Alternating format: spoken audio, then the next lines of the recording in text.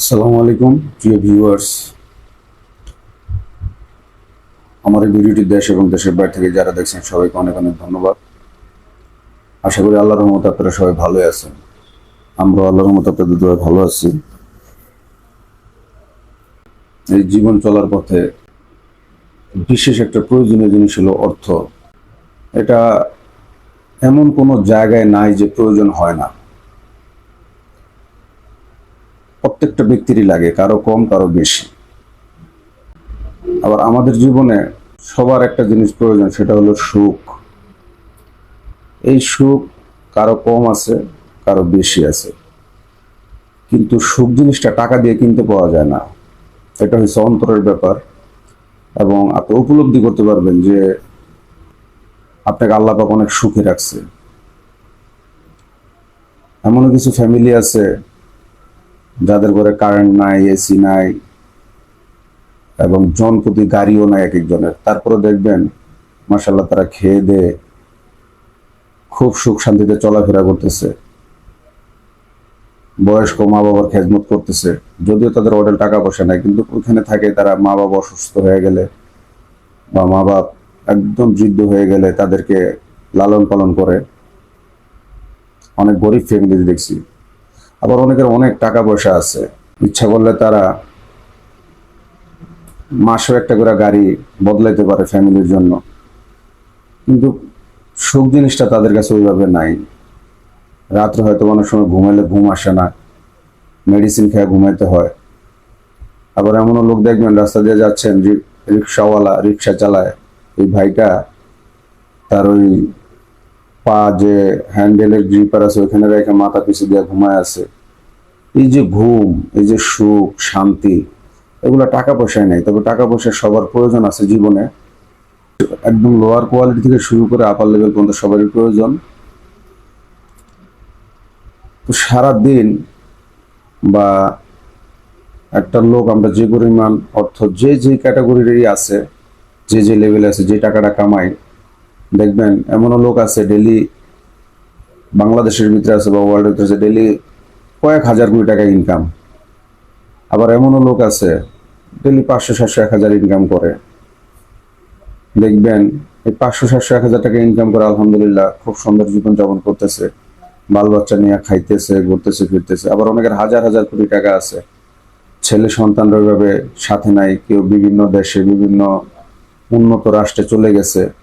আমি এরকমও দেখছি যে শত শত কোটি টাকার মালিক মারা গেছে, কিন্তু ছেলে সন্তান তার জানাজা আসতে পারে না। আমি নিজে দেখছি, ছেলে কানাডা থাকে, কিন্তু বাপের যে লাশ খাটিয়া বহন করতে পারে নাই।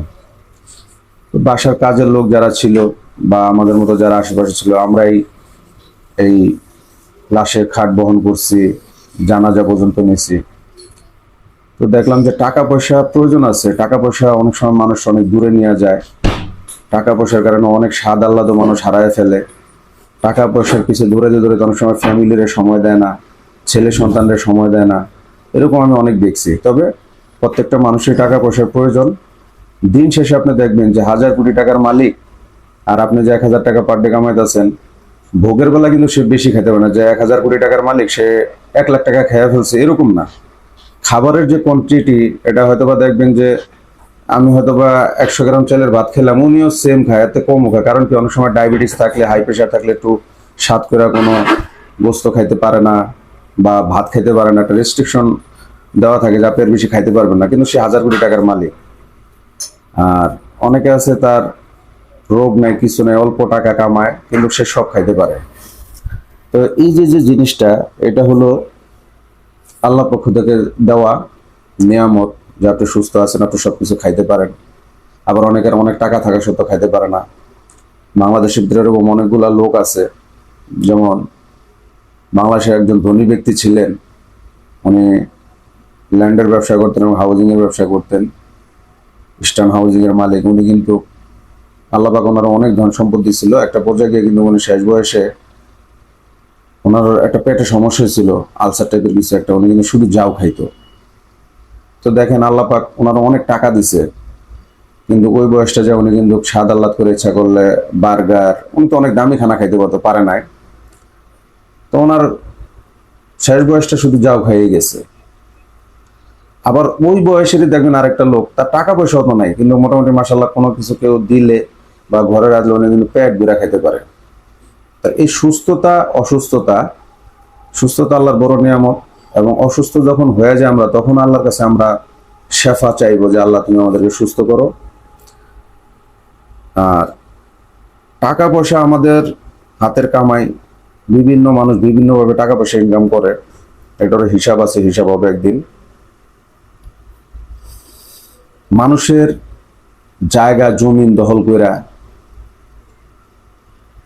একজনের সম্পদ লুট করে, এইসব সম্পত্তির মালিক হতে যায় না। কারণ কি, যে সারাদিন ভিক্ষা করে, তার ক্ষুধার মিটানোর জন্য ভিক্ষা করে, আর আপনি যেগুলা করতেছেন আপনারও ক্ষুধা আছে, কিন্তু ক্ষুধার জন্য কিন্তু মানুষ এটা করেন। এটা হচ্ছে গিয়া ভোগ বিলাসিতা এবং পাপের বোঝা আরেকজনের কাঁধে নেওয়া। এগুলো করবেন না, লাভ নাই। দিন শেষে আপনি যতটুকু ভোগ করেন, ওই ফকির অতটুকু ভোগ করে। হয়তো আপনার খাটটা দামি, ফকিরের খাটটা একটু কম দামি, বা ওই গরিব লোকের খাটটা কম দামি, আপনার খাট অনেক দামি, আপনার এসি আছে, ওর এসি নাই, কিন্তু দিন শেষে যায় দেখেন ও ঘুমাইতেছে, ওর ঘুমটা খুব শান্তির হতেছে, অথচ আপনি এসিতে থাকবে আপনার হচ্ছে না। কারণ কি, টেনশন। আপনি অন্যায় করছেন, এটা আপনি জানেন, আপনার মন জানে। আর আরেকটা কথা হচ্ছে,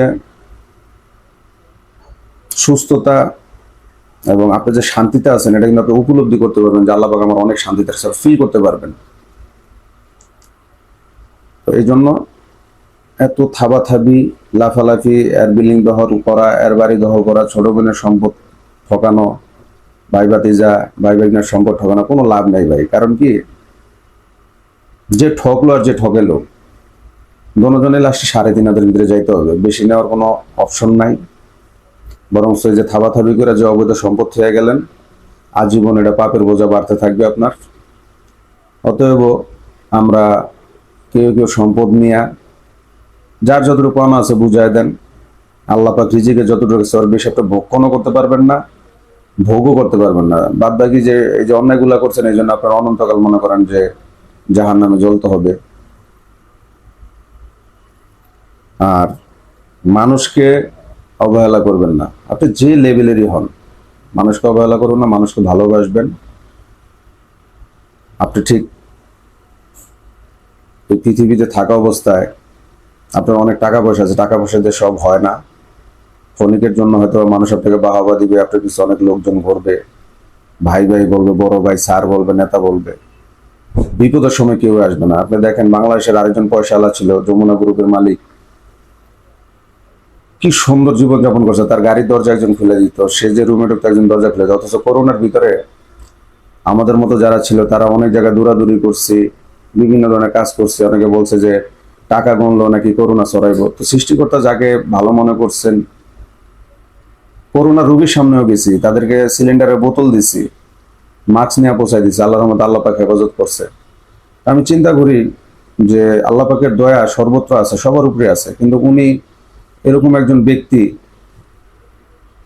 যমুনা গ্রুপের মালিক, যার ধারে কাছে একটা লোক ইচ্ছা করলে যাইতে পারতো না, তার দরজা একজন খুলে দিত, তার গাড়িতে সে একা বসতো। দেখেন, তারপরে করোনা ওনাকে অ্যাটাক করছে। তো ওনার যে সম্পত্তি ছিল, উনি ইচ্ছা করলে বাংলাদেশের সবগুলো অক্সিজেনের বোতলে কিনতে পারতেন, ওই ক্ষমতা আল্লাহ পাক তারে দিছিল।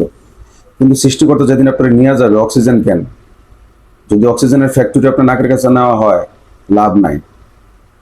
কারণ আল্লাহর হুকুম, নিঃশ্বাস যে ঢুকছে আবার বের হয়, এখানে আল্লাহর হুকুম আছে। আর যদি বের হওয়ার পর আল্লাহ হুকুম করে যে না ঢুকবে না, ঢুকবে না, এনে যত অক্সিজেনের বোতল আবার যায় না। আবার এমনও গরিব লোক আমি দেখছি, দিব্যি রিক্সা চালাইতেছে, হাঁটতেছে, তাদেরও কিন্তু আল্লাহ পাক হেফাজত করছে।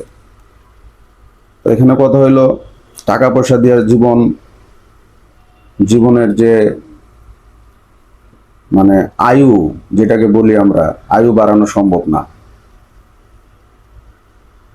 হয়তোবা আপনি ভোগ বিলাসিতা করতে পারেন, অনেক কিছু করতে পারেন, কিছু কিছু জিনিস আল্লাহ পাক দিয়েছে, যেমন সূর্যের আলো। আজকে যদি আমরা কোনো আলো লাইট জ্বালাই, এগুলা বিদ্যুতের বিল দিতে হয়, কিন্তু সৃষ্টিকর্তা যে আলো প্রতিনিয়ত দিয়ে যেতেছে, এগুলা যদি বিল আল্লাহ পাক চাইতো, আপনি একটা মিনিটও টিকে থাকতে পারতেন না। একবার ডায়ালিসিস করাতে যে টাকা যায়, যদি আল্লাহ পাক বলতো যে প্রতিনিয়ত শরীরে যে রক্ত সার্কুলেশন হইতেছে, আমরা বিল দিতে হবে, আপনি চলতে পারতেন না। করোনার সময় অক্সিজেনের বোতলের দাম যেভাবে বাড়ছে, সৃষ্টিকর্তা কিন্তু অক্সিজেন ফ্রি করে দিছে। এই জন্য উনি দয়াময়, রহিম, রহমান, ওনার সমতুল্য কেউ না। এই যে প্রতিদিন অক্সিজেন নিতেছি, ছাড়তেছি কার্বন ডাই অক্সাইড, ঠিক মেডিকেলের ওই সিলিন্ডারের মতো যদি আল্লাহ পাক বিল করে দিত, মানুষ চলাফেরা করতে পারতো না। চোখে সমস্যা হলে লেন্স লাগায় টাকা খরচ করে, অনেক কিছু প্রয়োজন হয়। যদি আল্লাহ পাক এভাবে প্রত্যেকটা অঙ্গ প্রত্যঙ্গের বিল ধরতো, বান্দা একটা কাজ দিতে পারতো না। অনেক সময় দেখবেন কিছু কিছু খেলনা আছে, কিছু কিছু জিনিস আছে, চার্জ শেষ হলে বন্ধ হয়ে যায়। সৃষ্টিকর্তা আমাদের ভিতরে এমন সিস্টেম করে দিছে, যদি বলতো যে তোরা আজকে সারাদিন চলবি, তোদের এতটুকু রিজার্ভ চার্জ ছিল শেষ, তারপরে রাস্তায় পড়ে থাকবি, কিছু করার ছিল না। কিন্তু উনি দয়াময়, উনি ভিতরে এমন এক মেশিন দিয়ে দিচ্ছে, প্রতিনিয়ত চার্জ তৈরি হইতেছে, চার্জ নষ্ট হইতেছে, আবার খাদ্য গ্রহণ করতেছি। এমন দামি মেশিন পৃথিবীতে আর একটা হয় না, সৃষ্টি হয় না, আর করতেও পারবে না কেউ। তো যে জিনিসগুলো আমাদের কাছে সবচাইতে দামি, অক্সিজেন, সূর্যের আলো, বাতাস, যেমন একটা এসি রুমে গেলে, এসি লাগালে মাসে মাসে 2-3 হাজার টাকা বা 5,000 10,000 টাকা কারেন্ট বিল আসে। ঠান্ডা একটা পরিবেশ তৈরি করে, একটু আরাম লাগে।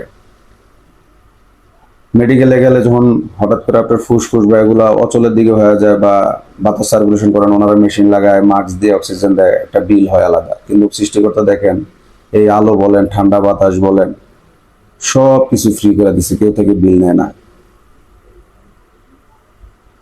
তো এই জিনিসগুলা চিন্তা করবেন যে আল্লাহ পাক আমাদেরকে কত দয়া করছে, মায়া করছে। আর যাদেরকে দয়া মায়া করে অনেক পয়সা আল্লাহ বানাইছে, আপনারাও আপনাদের নিচে লেভেলে যারা আছে তাদেরকে দয়া মায়া করবেন, এতে আল্লাহ সন্তুষ্ট থাকবে, আপনিও ভালো থাকবেন। আমরা কেউ কেউ প্রতি জুলুম করব না, জোর করব না। আর সারা অঙ্গ প্রত্যঙ্গে, হাত পা যা আছে, দেখবেন ছোট একটা ফোড়া হইলে কত অস্বস্তি লাগে, খারাপ লাগে। বা চোখে একটা ছোট ময়লা ঢুকলে কত অস্বস্তি লাগে। প্রতিনিয়ত এগুলারে, এই চোখ বলেন, হাত, আঙুল, নখ বলেন, শরীরের ভিতরে প্রতিনিয়ত একটা কাজ করে যাচ্ছে সৃষ্টিকর্তার হুকুমে। এগুলো আমরা কোনোদিন দেখি না।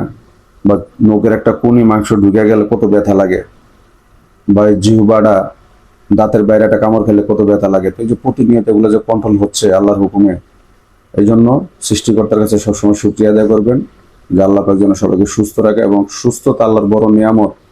আপনি অসুস্থ হলে পরে বুঝবেন যে এই সুস্থ শরীরটা কত বড় নিয়ামত। সবাই ভালো থাকবেন, সুস্থ থাকবেন, প্রতিনিয়ত সৃষ্টিকর্তার শুকরিয়া আদায় করবেন। আল্লাহ পাক আমাদের সবাইকে ভালো রাখুক। আমার জন্য দোয়া করবেন, দেশ ও জাতির জন্য দোয়া করবেন। আসসালামু আলাইকুম রহমতুল্লাহ ওয়া বারাকাতুহু।